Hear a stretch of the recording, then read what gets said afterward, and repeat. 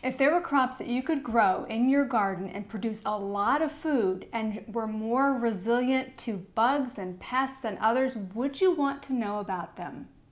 I definitely want to know about them. So even if there's a whisper of a chance of a might or maybe, I want to grow it and find out for myself. Hi, my name's Heather Thibault and I garden in Connecticut Zone 6, and I like to grow as much food as possible here in my home garden. And I do it full time and I enjoy it very much. But the bugs, the pests, when you feel like you are just treading water trying to keep up with all of these things that want to eat the things that you want to eat, it can be a little bit frustrating sometimes. So if you can grow crops that are more resilient than others, that is a win, right?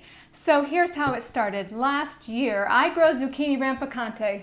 Okay, Zucchini Rampicante, you can check out my original video right there. It is one of those crops that outruns all the critters that want to get it. So it is rooting in every so many feet as it grows very, very fast and kind of outruns the critters, okay? You can get a lot of food out of Zucchini Rampicante if you just let her run. I had a customer come to the house looking specifically for Zucchini Rampicante, so I struck up a conversation and she said, "Have you ever tried Seminole pumpkin?" And I'm like, no, I haven't. Tell me more. And she said, it's a lot like Zucchini Rampicante. So by the time she was out the driveway and down the road, I was already online trying to order the seeds, and I think that was late May or early June last year, so I got them in a little bit later. And I grew them alongside the Zucchini Rampicante, and sure enough, I did a little contest. I wanted to see, were they very similar? Are they similar in taste? Which one will produce the most food? So I had a little contest I was doing, myself and the zucchinis and the pumpkins. It was not a fair fight, okay? In fact, let me take you back a little bit to when I harvested these. Hey, it's Heather at Adventures in Gardening, and this is probably not the end of my experiment with Zucchini Rampicante and Seminole pumpkin, because it's not fair. This is not a fair fight right now. I have some kind of a critter in here that is just taking a bite out of each one. We have oak trees and there's so many acorns in the ground, so many squirrels. I mean, it could be anything. They've gotten a lot of the Rampicante. There are still more that needs to be picked, and so I'm pre-recording this as I'm picking them to move them to a safer place to finish curing the Rampicante. There are, including the seed one, there's 6 and 6. That's what I have here, right? 3, 4, 5, no, 7. 7 of the Seminole pumpkin and 6 of the Rampicante. There's more small Rampicantes in here. It's just been a weird year. So we're going to cook one of the Seminole pumpkins though and see if it is true what they say, that it's the most fantastic squash that there is.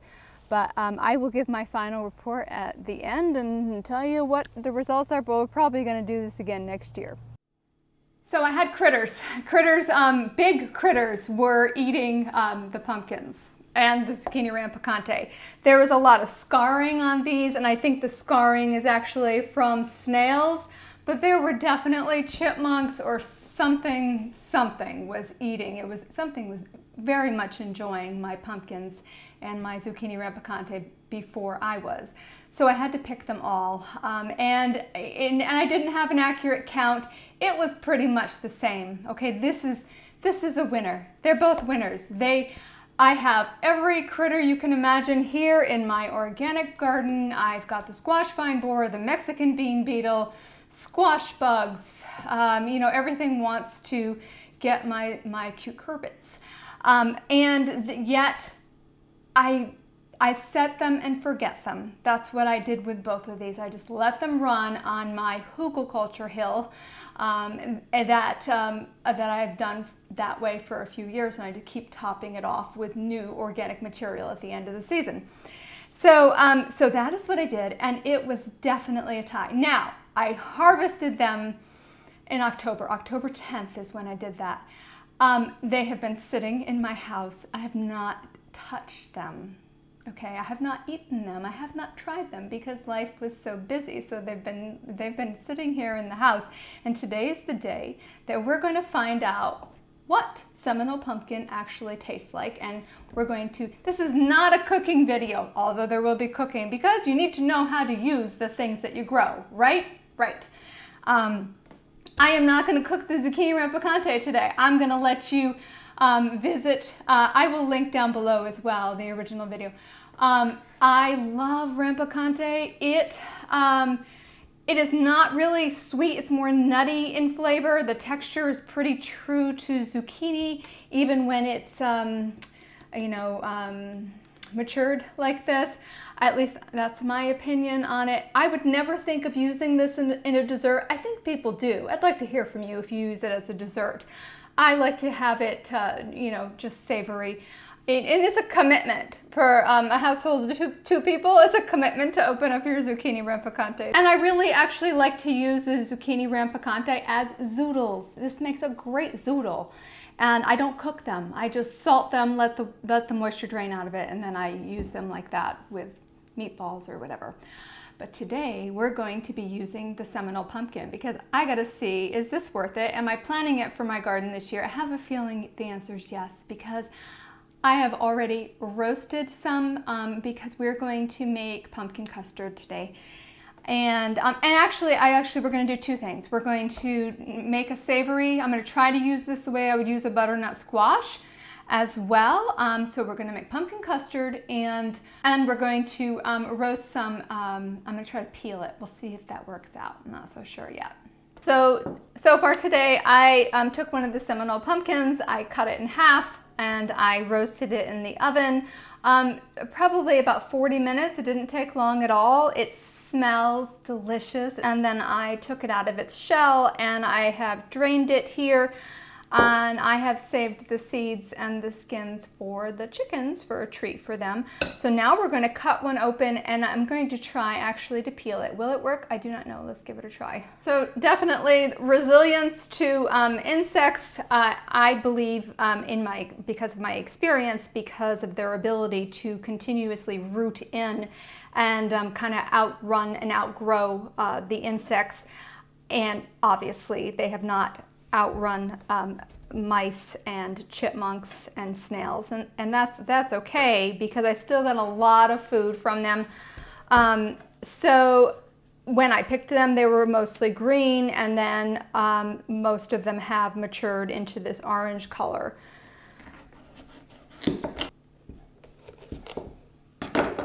They smell delicious.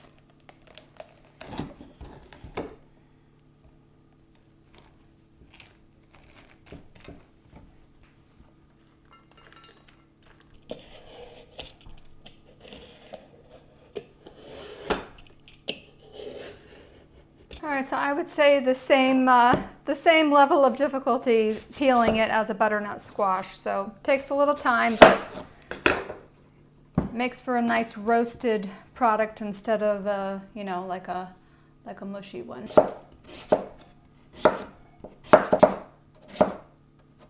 Okay, so I'm just going to drizzle it with some olive oil. Make sure everything is coated really well.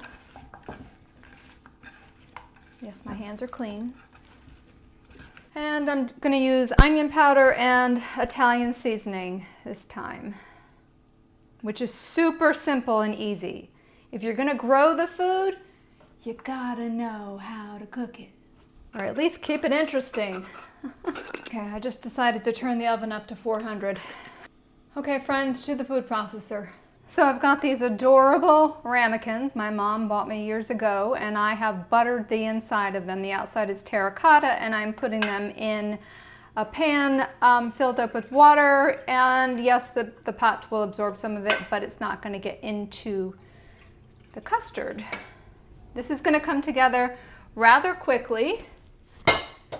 And I think when I'm done, I'm going to ask my daughter if her and the littles want some custard, because that's how I get myself invited places. I'm going to put this in the food processor. I've reserved some of the liquid just in case it's too dry.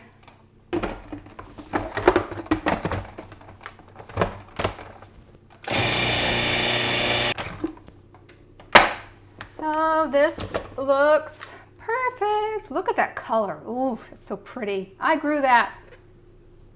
You can grow it too. Look at that. It looks great. Okay, so we need 16 ounces. Where's a bowl? So almost, this was an entire pumpkin. So we used almost all of it. And the reason this is going to come together so quickly is because this is what we're using. We're going to put 2 eggs in here. Look at these beautiful eggs my girls laid.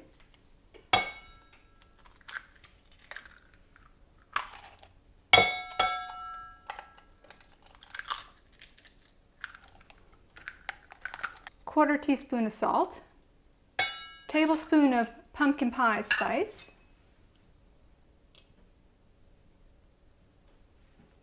and the secret ingredient from my Azure standard order. This is sweetened condensed coconut milk. It's organic. So that sweetened condensed coconut milk was a solid on the top. It had been in the cool storage of the basement, so it needs a little help. So we're going to put it in the food processor and mix it up that way.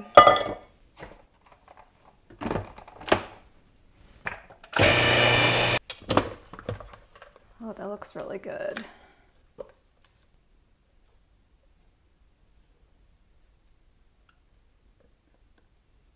All right, and we're just going to pop these in the oven.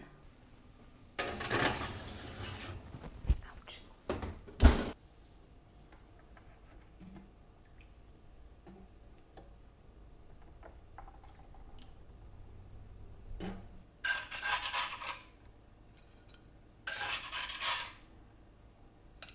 All right, so this is the savory version of the Seminole pumpkin, and I'm very used to like butternut squash, and it gets all like caramelized on the bottom and stuff. So that's really what I was going for here. And so I cooked it in high heat, 400 degrees, and these pieces are the ones that are not like crispy looking on the bottom. They're like barely like a thing. So let's taste it and find out what it tastes like.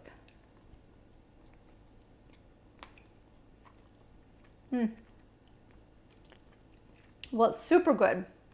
Very, very tasty. Pumpkin. It tastes just like pumpkin because it is a pumpkin, not a butternut squash. Would I cook it like this again? Probably not. It was a good experiment to see how it did. I think it'd be a great filler in like chili and stews. Now let's try the custards and see how they turned out. This is still hot. I put it in the fridge for a few minutes.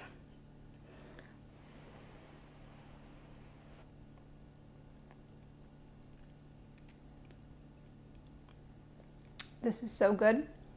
Okay, so it's not too sweet, which I really like. Tastes just like pumpkin pie filling. This is very delicious. I'm just gonna go over here and eat it. Oh, this is really, really good.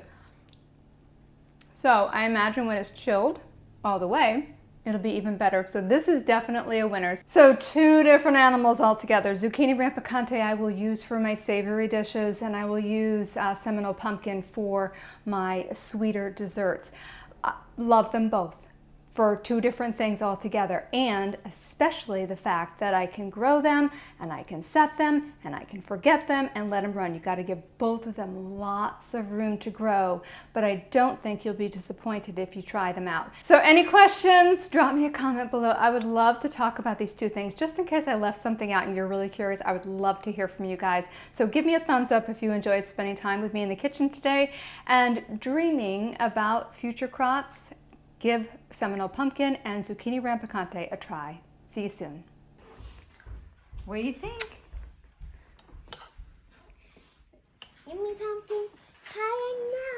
What do you think? Is it good? Mm-hmm.